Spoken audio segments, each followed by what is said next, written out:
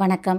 இன்று பதிவில் நாம் பார்க்க போவது நாளை 27/3/26 ஸ்ரீராம நவமியின் வழிபாட்டு முறை, சிறப்புகள் மற்றும் விரத முறை. விரதம் இருப்பவர்கள், விரதம் இல்லாதவர்கள் அனைவருமே இந்த ஒரு உணவை மட்டுமே இன்று எடுக்க வேண்டுங்க. அது என்ன என்பதை இப்பதிவில் பார்க்கலாங்க. வீடியோவை ஸ்கிப் பண்ணாம பாருங்க. எங்களின் அனைத்து பதிவுகளும் தங்களுக்கு கிடைக்க சப்ஸ்கிரைப் என்ற பட்டனை கிளிக் செய்யுங்க. தர்மத்தை நிலைநாட்டவும் ராவணனை வதம் செய்வதற்காகவும் ஸ்ரீ விஷ்ணு பகவான் உலகத்தில் ராமனாக அவதரித்த தினத்தை ஸ்ரீராம நவமியாக கொண்டாடுகிறோம்.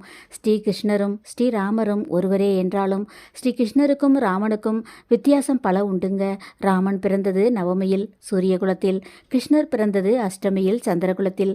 ராமர் இளவரசராக அரண்மனையில் பிறந்தவர், ஆனால் கிருஷ்ணரோ சிறைச்சாலையில் பிறந்தவர். ராமன் மூத்தவராக பிறந்தவர், கிருஷ்ணன் கடைசியாக பிறந்தவர்.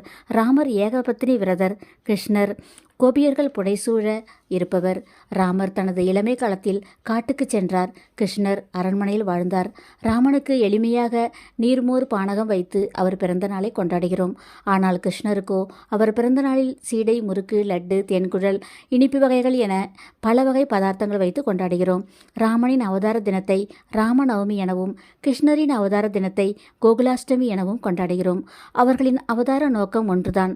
ஒரு மனிதன் பூமியில் எப்படி வாழ வேண்டும், எந்த துயரம் வந்தாலும் அதை எப்படி எதிர்கொள்ள வேண்டும் என வாழ்ந்து காட்டினார்கள். நாளை மார்ச் 27 வெள்ளிக்கிழமை அன்று ஸ்ரீராம நவமி கொண்டாடப்படுகின்றது. ராமநவமி விரதம் இது இந்துக்களில் 5 முக்கிய விரதங்களில் ஒன்றாகும். அதிகாலை எழுந்து குளித்து பூஜை அறையில் ஸ்ரீராமர் பட்டாபிஷேகம் படம் இருந்தால் அல்லது பெருமாள் படத்திற்கு வாசனையுள்ள மலர்ச்சாற்றி பூஜை செய்ய வேண்டும். பானகம், நீர்மோர், பாயசம், பருப்பு வடை நைவேத்தியமாக வைக்க வேண்டும். விரதம் இருப்பவர்கள், விரதம் இல்லாதவர்கள் அனைவருமே இன்று சாத்வீக உணவாக இருப்பது நல்லதுங்க. இதை உங்கள் நண்பர்களுக்கு ஷேர் பண்ணுங்க. எங்கள் சேனல் பிடிச்சிருந்தால் லைக் பண்ணுங்க, சப்ஸ்கிரைப் பண்ணுங்க, வீடியோவை ஷேர் பண்ணுங்க. நன்றி.